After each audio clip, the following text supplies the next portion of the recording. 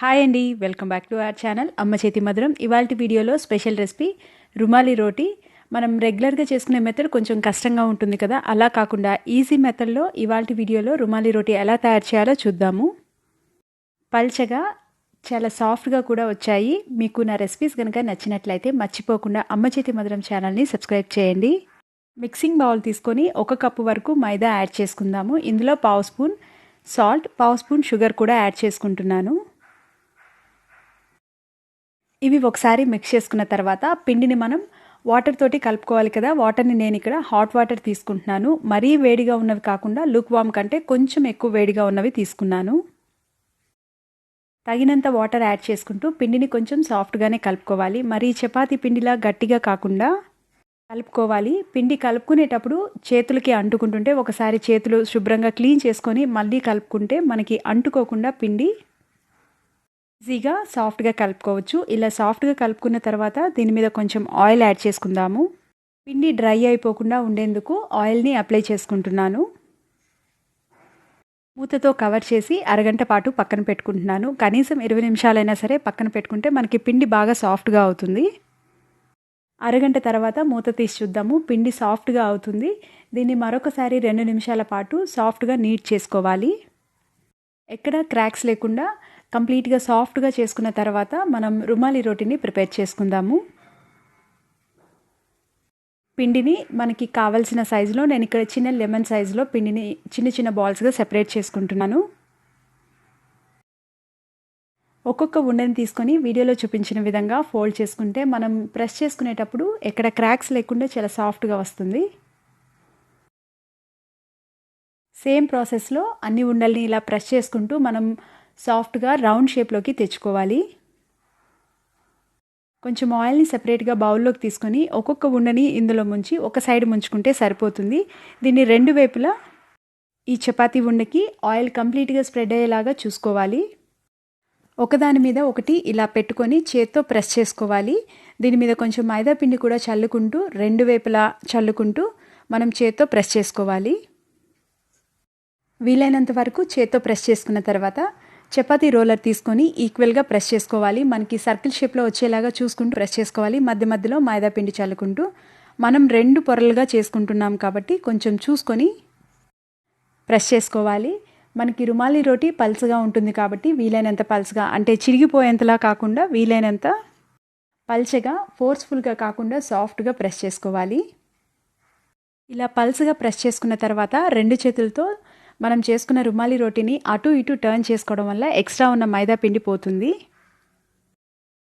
2 చపాతీ ఉండల్ని పెట్టుకొని ప్రెస్ చేసుకున్నాం కదా. ఇప్పుడు ఒకటి తయారు చేసి చూద్దాము. మీకు దాంట్లో ఉన్న డిఫరెన్స్ కూడా తెలుస్తుంది. 2 చేసుకుంటే మనకి చాలా పల్చగా వస్తుంది ఒకదానికంటే కూడాను. అవి కొంచెం మందంగా ఉండడం వల్ల మనకి ఎక్కువగా పల్చగా తయారు చేసుకోవచ్చు. మనం ప్రెస్ చేసుకునేటప్పుడు 2 ఉన్నాయి కాబట్టి తొందరగా బ్రేక్ అవ్వకుండా, అంటే చిరిగిపోకుండా వస్తాయి. ఒకటి చేసుకునేటప్పుడు మాత్రం కొంచెం మందంగా చేసుకోవాల్సి ఉంటుంది, లేదంటే తొందరగా పల్చగా చిరిగినట్లు అయిపోతాయి.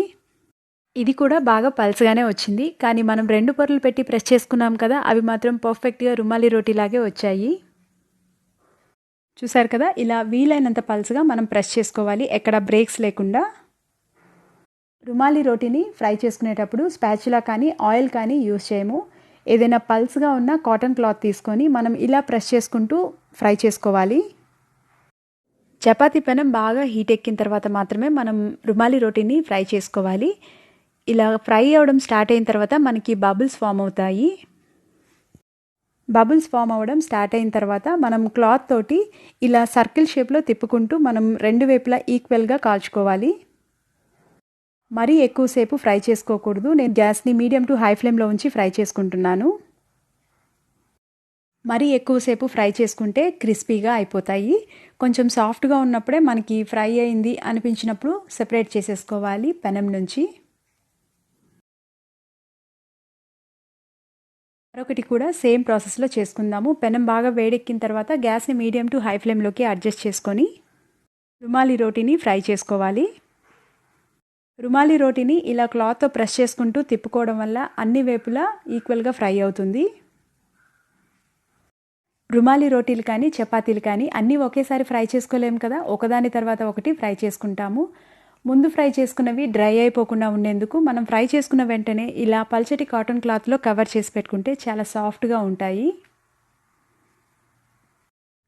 ఒకదాని మీద ఒకటి పెట్టి ప్రెస్ చేసుకున్నాం కదా, ఇవి ఫ్రై చేసుకునేటప్పుడే లైట్గా లేయర్స్ ఓపెన్ అవుతాయి. కొంచెం వేడిగా ఉన్నప్పుడే లేయర్స్ని ఓపెన్ చేసుకోవాలి. ఫోర్స్గా కాకుండా కొంచెం స్లోగా ఓపెన్ చేసుకుంటే ఎక్కడ బ్రేక్ అవ్వకుండా మనకి పర్ఫెక్ట్గా రుమాలి రోటీ షేప్ వచ్చేస్తుంది. చూసారు కదా, చాలా పల్స్గా మనం రుమాలి రోటీని చాలా ఈజీగా తయారు చేసుకోవచ్చు ఎక్కువ ప్రాసెస్లోకి వెళ్ళకుండా. ఈ రుమాలి రోటీలు 12 అవర్స్ తర్వాత కూడా మనకి గట్టి పడకుండా సాఫ్ట్గా ఉంటాయి.